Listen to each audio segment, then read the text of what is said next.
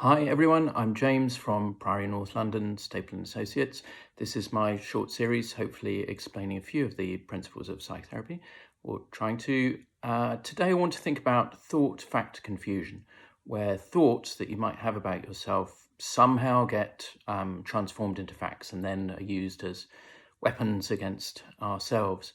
So let's start thinking about what's a thought and what's a fact. So a fact might be I have a blue shirt and grey hair, sadly, but those are facts, like it or not. Thoughts might be things like I'm not happy, no one likes me, I'm in the wrong job. Now those may be true. But they are judgments. They're not facts in the same way that the shirt is blue is a fact. They are things that would be very difficult to be certain about one way or the other, but they start to feel like facts. Our mind positions them as if they're facts, and as I say, that is usually then used in a sort of self-critical and unhelpful way. So let's just take one of those thoughts and think about how that happens. So the thought could be, no one likes me. Maybe you've got dropped by a mate, or somebody's pushed you away. It occurs to you, maybe it's happened before. It's the sort of thing that, the sort of thought that's often around, particularly if we're feeling depressed or we're feeling anxious. But then, so we latch onto this thought, and then I think we tend to gather experience that we've had to support it. So you might remember when you got dropped, or other things that have happened, maybe at school, maybe you got on the wrong side of people, and you build this sort of narrative about yourself, and it starts to harden into this thing which feels like a fact. And at the same time, anything which might go the other way, like the fact you have had good friends, or people do seem to respond well to you, that just gets discounted and seen as it just doesn't feature in your thinking before long. And what we're seeing here is the operation of patterns of thinking which are called thinking errors. The two to look at today would be mental filtering. So negative experiences go straight into the case against us, and we start to build it more and more. Whereas positive thoughts, which may go the other way, as I say, they're discounted. Well, anyone can do that, or that's obvious, it meant nothing. If it was a friendship thing, maybe they were just being nice. It's just kind of rejected before it can be used in any sort of helpful way. And the other one would be disqualifying the positive. So good thoughts might get in. You might remember a good experience, but in the same way, you find reasons why it doesn't really count, or it's not enough. So what you're looking at here is distorted thinking processes. So what can we do? This, it's fine knowing that it's there, but how does it change? Well, the first thing would be to stand back from these thoughts and feelings, and the simple and I think effective way of doing that is, rather than just having the thought, rather than just thinking no one likes me, saying to yourself, I'm having the thought no one likes me, or I'm having the thought I'm in the wrong job. Immediately it starts to give you a bit of a thinking space, because contained within that is the fact not just that the thought is there, but you're having it. So it's not just about the external circumstances. It's about how you're relating to them. So it's clear there's a process which maybe, as I say, based on external reality. We can't exclude straight away that some of these things may not be true, but equally, it's emphasizing that it's something you do with that information. So you're having the thought. So I'm having the thought, I'm having the feeling, I'm having the memory. you can approach all your thoughts and feelings in this way and wonder whether it's either the external circumstances which are leading to this thought, or is it something that you're doing with how you're relating to these facts?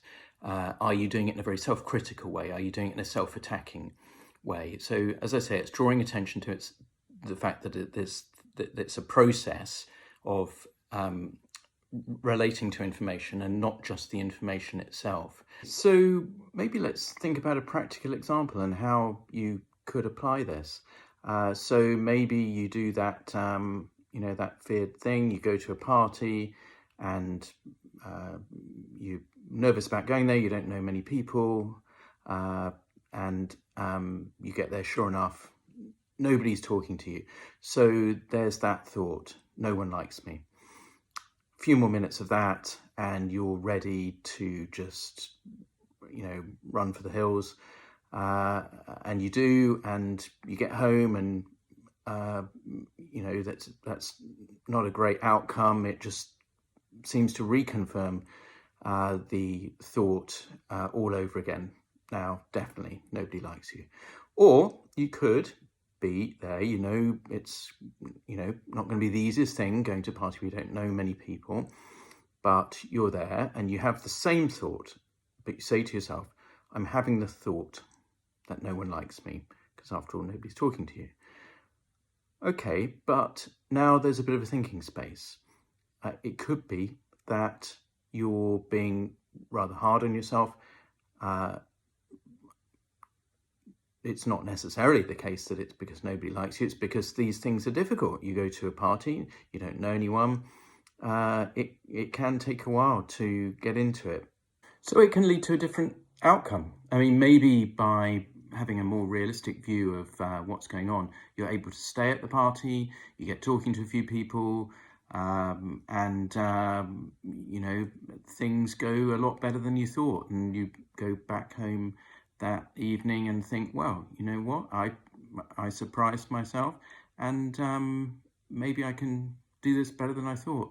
So you've rather than allowing the whole thing to become a self-fulfilling prophecy, you've tolerated the anxiety that went with the thought. You've used the thinking space to try and think actually realistically, the situation I'm in is not easy for anyone, and you've got a perfectly good outcome out of it and had an enjoyable evening, and you're going to feel more confident about the next one. So it does change how how things play out in the real world.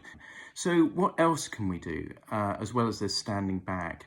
Well, these thoughts, things like no one likes me, or I'm weird, or I'm in the wrong job, or whatever, they can be like a knife. I mean, they have a threatening quality to them, attacking quality to them, which is one reason why they get this strong, they have this strong impact and get, really can make us feel, pretty bad quite quickly.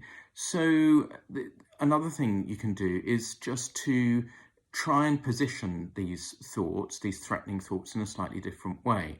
So you can, rather than thinking of the thought as this sort of attacking, sort of knife-like rapier thought into your mind, you could imagine this thought written in coloured balloons. No one likes me. So no one likes me, written in coloured balloons. Maybe they're helium balloons. Maybe you let go of the balloons one by one, and you're starting to turn this thought, which felt so sort of threatening and hurtful and attacking, you're starting to have fun with it and mock it a bit and toy with it. You can also try and think about things, or try and approach it in a more verbal way. So you could you hear this thought, no one likes me. You can imagine that being said by Homer Simpson. I don't think I'm going to try. Or maybe SpongeBob SquarePants, or possibly Squidward would be a better character.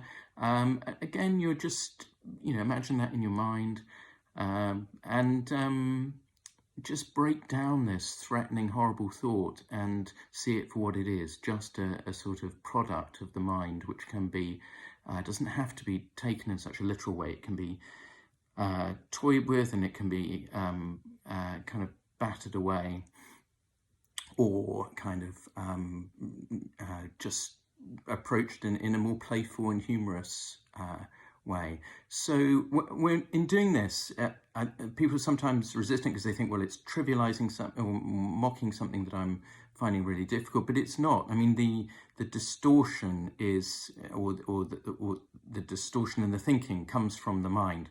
So all you're trying to do is to give the mind a few tips and tricks to, not let the mind do that, but to kind of push back and say, well, hey, I'm not going to, feel threatened like that by anxiety and negative thinking. I'm actually going to employ some humor and kind of fancy footwork of my own. So, it's all about not taking what your mind says too literally. And there's another one of these, which I'm calling Your Mind Is Not Your Best Friend, which goes more into the quality of the mind and the capacity of the mind to, really hurt us, and for some reason to make life so difficult. So these are ways of trying to lighten things and to just balance that out a bit. So recognizing that a lot of these thoughts are not reality, but are products of the mind, things that we sometimes do to ourselves for reasons which may be long-standing. You can go into that with a therapist, but here are ways of trying to begin that process of breaking that process down. Hopefully your anxiety will go down. As anxiety goes down, fewer negative thoughts, more motivation for going out and living life. Thank you for watching. Please like this or not, and hope to see you at the next one. Bye for now.